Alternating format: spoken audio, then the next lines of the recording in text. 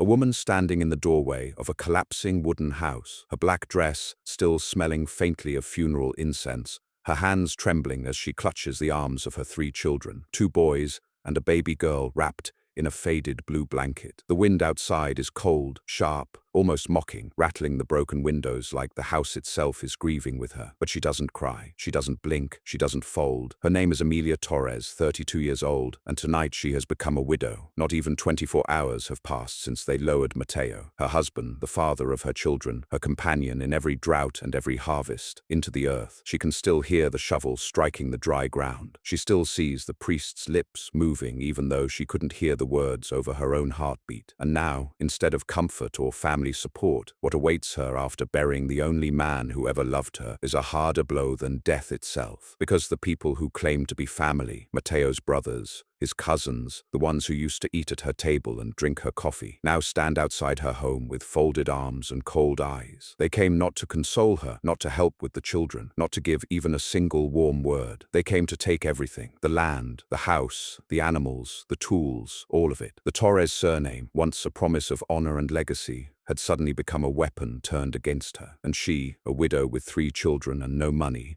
was simply an inconvenience they wanted gone. Emilia pulls her daughter closer. The baby whimpers softly, sensing her mother's trembling. A knock, no, not a knock, a pounding, shakes the door so hard the hinges rattle. "Emilia, abre, ahora!" It's Braulio, Mateo's eldest brother, taller than any of the others, built like an ox, with a voice that can split stone. Emilia's heart contracts painfully. Her boys, Noel, age 9, and little Samuel, only 6, look up at her, eyes wide with fear. "Mama, what do they want?" Noel whispers. She forces her voice to be steady. "Stay behind me. Don't move." The pounding grows more violent. She opens the door. Braulio doesn't even step inside. He stands there in the twilight, chewing tobacco, spitting to the side like she disgusts him. "Se acabó, Emilia," he says. "You need to pack your things and leave the property. The deed belongs to the Torres bloodline, not a woman who has nothing to contribute." She stares at him, not understanding. "This is my home, my children's home. Mateo is dead," Braulio interrupts, as if he's slamming a door in her face. "And everything he had belongs to the family. You have no rights here, no land, no claim, nothing." Samuel clutches her dress tighter. Another figure steps forward from behind Braulio, Kiro, Mateo's cousin, holding a stack of papers. He waves them mockingly. "These were signed 5 years ago.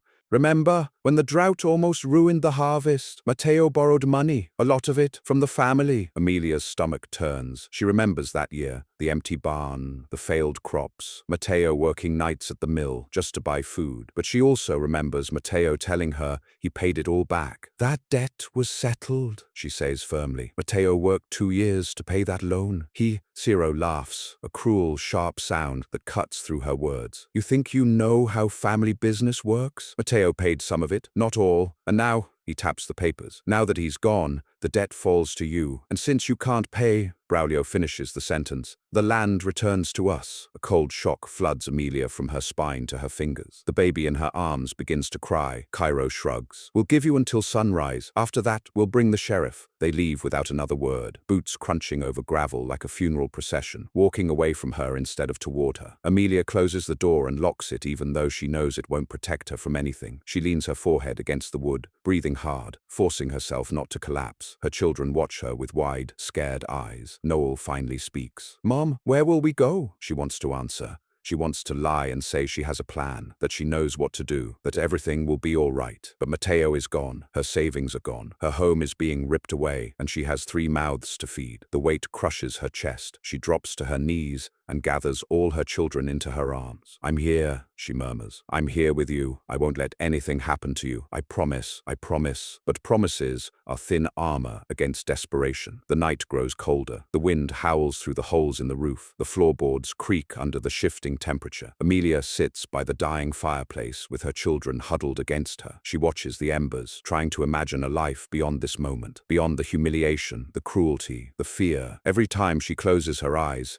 she sees Mateo's grave freshly covered in dirt. She hears Braulio's words again. "You need to leave. A widow, 3 children, no home, no money, no family to help. The world has never felt so big, or so terrifying. By dawn, she has not slept at all, and when the first rays of sun touch the wooden floor, she knows she can't wait for Braulio and Ciro to come back. She has to flee before they force her out like a criminal. But where does a widow go with 3 children? And not even a horse to carry them. She moves quickly, packing only the essentials. A few clothes, Matteo's old jacket, the baby's blanket, the last loaf of bread. Noel and Samuel help without question, their small hands shaking but determined. As she ties the last knot on her bundle, she stops. A sound outside. Footsteps, but not heavy ones like Braulio's, not firm ones like Cairo's. Soft, careful, almost hesitant. She freezes, heart hammering. A shadow moves past the window. Noel gasps. "Mama!" She touches his arm. "Stay behind me." The footsteps approach the door. Then a knock, gentle, almost respectful. "Senora Torres," a man's voice calls softly. "Please don't be afraid. I'm not here to harm you." Amelia's breath catches. She doesn't recognize the voice. "Who are you?" she demands, tightening her grip on the doorframe. A pause. Then, "My name is Julian Herrera," he says. "I'm a traveler,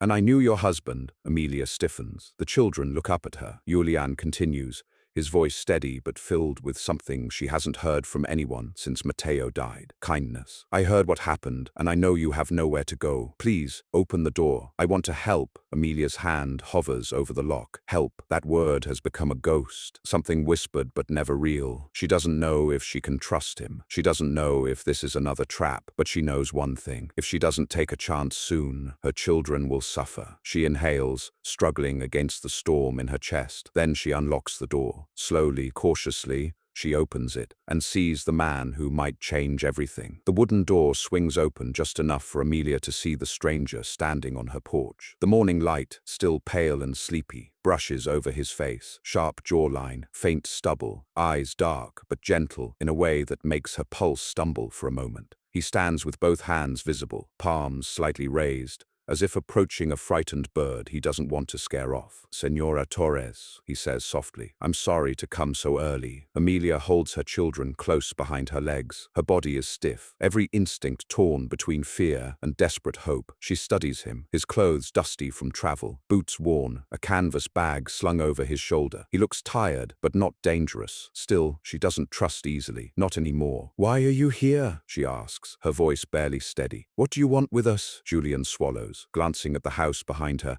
as though he already knows the pain stitched into its walls. "I came because of your husband," he says. "Matteo and I worked together years ago before he married you. He helped me when no one else did. And when I heard of his passing, I knew I had to come." Amelia's breath catches. This stranger carries Matteo's name like something sacred. Her heart twists painfully. "You knew him?" she whispers. "Yes." Julian nods slowly. "He saved my life once." The children peek around her, curious but cautious. Noel steps half forward, his brows drawn in suspicion. "You're not here to take our house too, are you?" Julian kneels down immediately so he's at the boy's height, his expression open and honest. "No, I'm not here for that," he says. "I'm here because your father was a good man, and he wouldn't want you to be left alone." Amelia's throat tightens. Julian stands and gently clears his throat. "May I come in, or if you'd rather talk outside?" "I understand." She hesitates. A man knocking at her door this morning could mean salvation or ruin. She looks at her children. Noel's jaw is set like Matteo's once was. Samuel clings to her dress, eyes round as coins. The baby girl, Lucia, nestles against her chest, unaware of the storm around her. Amelia steps back slightly. "Come in," she murmurs, "but only for a moment." Julian nods gratefully and steps inside. The interior of the house is dim, cold, too quiet. The fire has died completely. Amelia hates how exposed she feels, like the peeling paint and broken shelves are revealing her private failures. "I'm sorry," she says automatically. It's not, there's nothing to apologize for," Julian interrupts gently. "You've been through enough." Those words, simple and soft, feel like pressure on a bruise. She turns away so he won't see her eyes shine. Julian looks around, surveying the sparse room. His gaze catches the half-packed bundle near the wall. "You were planning to leave," he says quietly. Amelia stiffens. "They're forcing us out. Braulio and Ciro." Her head snaps toward him. "How do you know them?" "I met them when I came to pay respects at Matteo's grave. They told me you were being removed from the property." Amelia feels heat rise in her chest. Anger, humiliation, fear, all tangled into something raw. "And you came to—" "What?" she says, her tone sharp. "Watch it happen?" "No," his voice is firm. "I came because no woman and no child should be thrown out like that. Not after losing a husband, Not after everything you've endured. She closes her eyes, overwhelmed. Her legs suddenly feel weak. She grips the back of a chair to steady herself. Julian sees it. Sit, he urges gently. Please. She doesn't want to appear fragile in front of a stranger, yet she lowers herself into the chair. Lucia shifts against her chest with a sleepy murmur. The room is silent, except for the faint crying of the wind outside. Julian kneels beside her chair, lowering his voice so the children won't be frightened. What they're doing to you is wrong, he says, and illegal. A bitter laugh escapes her. You think the sheriff cares? He's Braulio's cousin. He always sides with them. Julian's jaw tightens. Then you need to leave before they come back. My children, she murmurs, brushing Lucia's hair. I don't even know where to take them. Julian shifts on his knee, then reaches into his bag. He pulls out a folded piece of paper, worn at the edges as though handled many times. He unfolds it and sets it on the table. It's a hand-drawn map. This, he says, tapping a point on the paper, is my land. It's about 15 kilometers south of here. Old ranch, good soil, big enough for 4 families. I've been restoring it these past 2 years. Amelia frowns, confused and wary. Why are you showing me this? Julian meets her gaze. Because I want you and your children to come with me. Silence. The air thickens with shock. Samuel gasps. Noel's eyes widen. Amelia feels her heart stop for a second. She shakes her head, overwhelmed. I can't. You don't even know us. I know enough, he replies. I know you're alone. I know you have nowhere safe to go. I know your husband would never forgive me if I left you like this. I'm offering you a place to stay. Not forever, unless you choose it, but long enough to get back on your feet. Her eyes sting. She wants to believe him. She wants desperately to believe that somewhere in this dark world, a door is still open to her. But fear is louder than hope. People don't help without wanting something in return, she whispers. Julian's expression hardens, not with anger,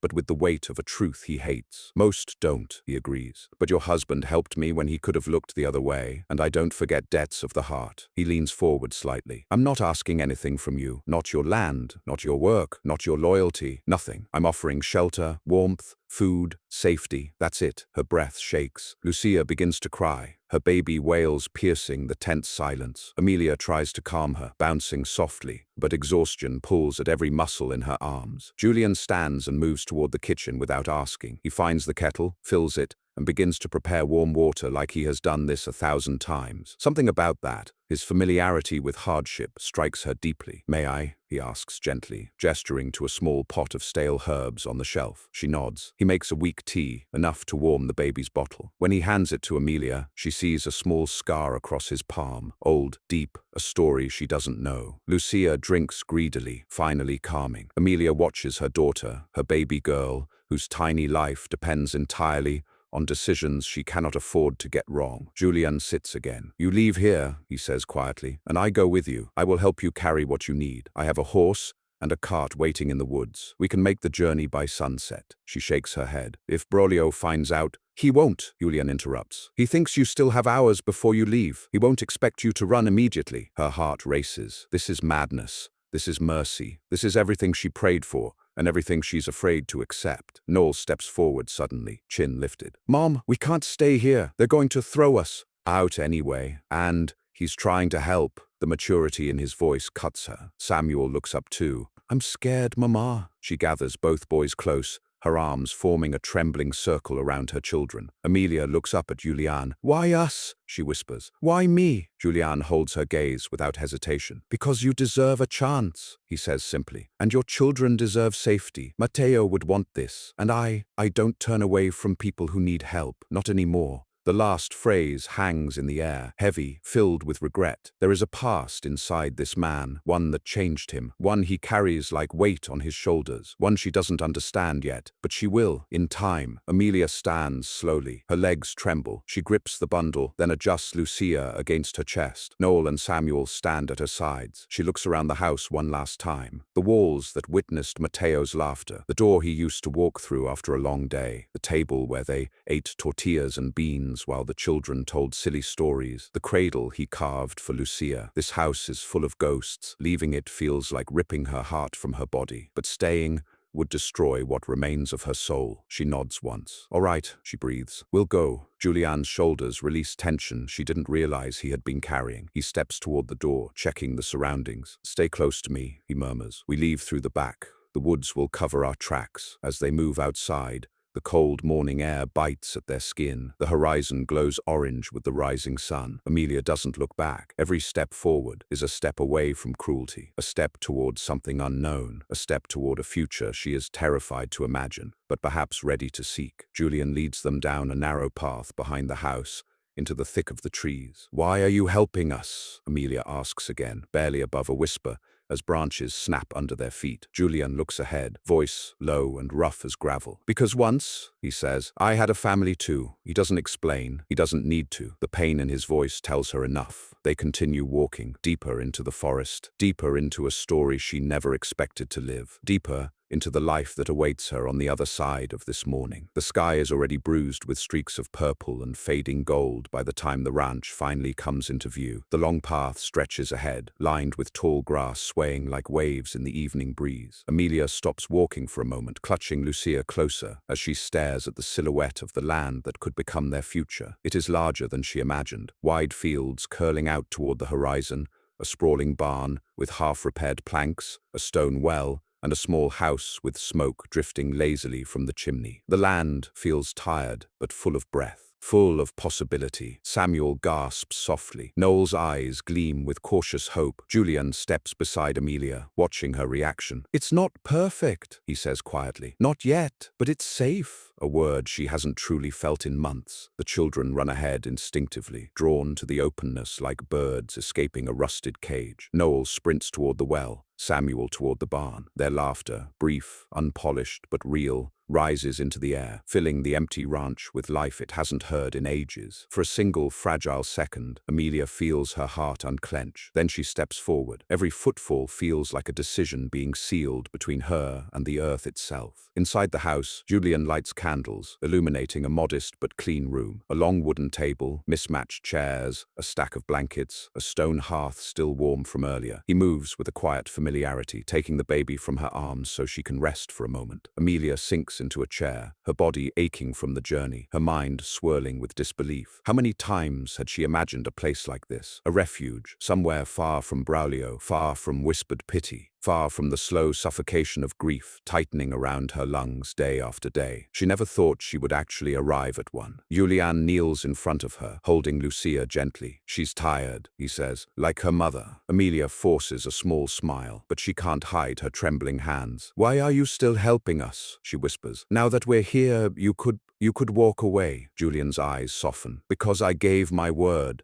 And because you owed Matteo," she asks quietly. A shadow flickers across Julian's face. Pain, guilt, something deeper than memory. "No," he says after a long moment. "Because I owed myself." She frowns in confusion, but before she can ask, Noel bursts into the room. "Mama! There's a whole field out there with nothing in it, and a broken fence, and a shed that looks like it might fall, but could be fixed if someone knows how to." His excitement swells until he's out of breath. Julian chuckles softly and stands. "Slow down, hijo." Noel freezes, not out of offense, out of shock. No one has called him son since Matteo died. The word hangs in the air, warm, accidental, healing, and painful all at once. Amelia sees tears fill her boy's eyes. She rises immediately and places a hand on his shoulder, grounding him. "It's all right," she murmurs. Julian clears his throat awkwardly. "I shouldn't have said that. Forgive me. I didn't mean to overstep." But Noel shakes his head. "It's okay. I liked it." The room falls into a silence, broken only by Samuel's faint giggles drifting in from outside. Julian looks away, swallowing hard. "I'll prepare dinner." Later, after the children fall asleep, Noel curled protectively beside Samuel on a pair of blankets. Lucia nestled in Amelia's arms. The night deepens around the ranch. Crickets sing. The wind hums low through the fields. Amelia steps outside to breathe. The stars overhead scatter across the black sky in a shimmering tapestry, brighter than she has seen in years. She hugs herself against the cold, letting the stillness wash over her. She hears footsteps behind her. "You should be resting," Julian says gently. She doesn't turn. "You haven't told me what happened to your family." There is a long, stretched silence, so quiet she wonders if he will refuse to speak. Then he walks to her side and stands beside her, hands resting loosely at his sides. "My wife's name was Eva," he begins. His voice is steady, but she hears the cracks beneath. "We lived 3 towns over, small farm, simple life, good life." Amelia listens without interrupting. "One night, there was a fire, a lantern overturned. I wasn't home. I was out drinking with friends. ignoring responsibilities I should have been honoring. He pauses, jaw tightening. When I returned, the house was gone, and so were they. Amelia's heart stutters. Julian? He shakes his head. I blamed myself. I still do. Even if they said it wasn't my fault, even if the sheriff called it an accident, I left everything after that. Couldn't stand the sight of the town, the people, the pity. I wandered until I found Matteo. I was at my worst. Drunk, angry, looking for a fight with the world. Her breath catches. She can picture it. Matteo was the first person who didn't look at me like a monster, Julian continues. He offered me food, then work, then friendship. When I tried to pay him back, he laughed and said, just pay it forward someday. His voice becomes a whisper. I never got the chance, until I met you. Tears slide down Amelia's cheeks before she can stop them. She turns away, but Julian gently places a hand on her arm, not pulling her close, not assuming anything, just anchoring her. I don't want to replace your husband, he says quietly. I could never. I'm only trying to do what he would have done. She wipes her cheeks. I know you're not replacing him, but you're giving us something he wanted us to have. A future? She looks at him, and something shifts between them. A fragile, trembling thread woven by shared wounds and small kindnesses. Yes, she whispers, a future. Before either can speak again, the night shatters with the echo of hooves pounding against the ground. Julian stiffens. Stay behind me! Amelia grabs Lucia and rushes inside to the children. Her heart slams against her ribs. She peers through the window and sees torches approaching along the path. 3 riders, angry, fast. Braulio, Ciro, and a third man she doesn't recognize. Julian meets her eyes through the doorway, his voice low and firm. Lock the door. Don't come out unless I call for you. No. Julian, do it, Amelia. She obeys, heart rattling like a trapped bird. Outside, she hears the crunch of boots against gravel. You think you can hide her? Braulio snarls. We know she's here. Julian's tone is icy calm. You're trespassing. She's coming with us, Ciro spits. That house was ours. She stole from us. You're harboring a thief. That house belonged to her husband, Julian replies. And you two have no claim over any of it. There's a scuffle, boots scraping, a body being shoved. Amelia presses her hand over her mouth, suffocating a cry. You going to stop us? Braulio taunts. 1 man against 3? Julian doesn't answer. The ranch becomes a battleground of shadows and silhouettes under the moonlight. A punch, a grunt, a body hitting the dirt. Amelia hears Noel whimper behind her. She rushes to him, kneeling, pulling both boys into her arms as she rocks them forward and back. Stay quiet, she whispers, pressing trembling kisses on their heads. Please stay quiet. She hears a roar, Julian's voice, followed by the crack of wood breaking. Someone screams, someone falls. Her vision blurs with panic. Every instinct urges her to run out and help him, but she has 3 children who depend on her not to make that mistake. Where is she? Braulio yells. Where is she, you bastard? A heartbeat, then a sound like a body colliding with another, and suddenly, silence. Long, terrifying silence. Amelia stands, breath frozen in her chest. She forces herself to unlock the door, step outside, and brace for the worst. The sight before her steals her breath. Julian stands tall, bruised, bleeding from a cut across his cheek, his shirt torn, but alive. Braulio and Ciro lie groaning on the ground, the third man unconscious beside them. You will never, Julian growls, voice shaking with controlled fury. Come near her again. Braulio spits blood. This isn't over. Oh, it's over, Julian says, because if you come back, the law won't be the first thing you'll need to worry about. Amelia watches as the men struggle to their feet and limp to their horses, disappearing into the night like cowards chased off by truth itself. The moment they vanish, her knees buckle. Julian rushes toward her, catching her before she falls. She feels the warmth of his arms, the tremble in his hands, the shock still rippling through his breath. You're hurt, she whispers. So are you, he says softly, brushing her tear-stained cheek with his thumb. But you're safe now. She looks into his eyes, dark, tired, honest. She sees the man he was, the man he became, the man he is tonight, and something in her breaks open. She throws her arms around him, burying her face against his chest. He holds her tightly, protectively, reverently, as though she is something he has sworn to guard with his life. I was so scared. She chokes. I know, he breathes. But you're not alone anymore. The wind softens, the ranch quiets, and for the first time in a long time, Amelia feels the world shift back into place. Later, when the children are settled again, when the lanterns are dimmed and calm begins to settle over the night, Amelia stands beside Julian as he washes the blood from his face. Why do you care so much? She asks, her voice trembling but honest. Why risk yourself for us? Julianne looks up at her, not with pity, not with duty, but with something brave and fragile and true. Because helping you, he exhales slowly. It feels like forgiveness, like I can finally breathe again. And because I care about you, Amelia, more than I expected to, more than I even know how to say. Her heart pounds. She steps closer. Then stay, she whispers. He blinks. With us, she continues, not because of Matteo, not because of your past, but because of now, because the children love you, her voice cracks, because I don't want to face tomorrow without you here. Julianne's breath catches, then he gently cups her face. You won't have to, he murmurs. Their foreheads touch. A cautious, trembling promise, a beginning born from ash and pain, and the courage to keep walking after the world has burned. The stars shimmer overhead as the ranch finally becomes what it was always meant to be, a home, not just for Amelia, not just for her children, but for a broken man learning how to live again, and a grieving woman learning how to hope again, together. And the night holds them close, two wounded souls choosing each other, choosing tomorrow, choosing life, until the first light of dawn welcomes their new beginning.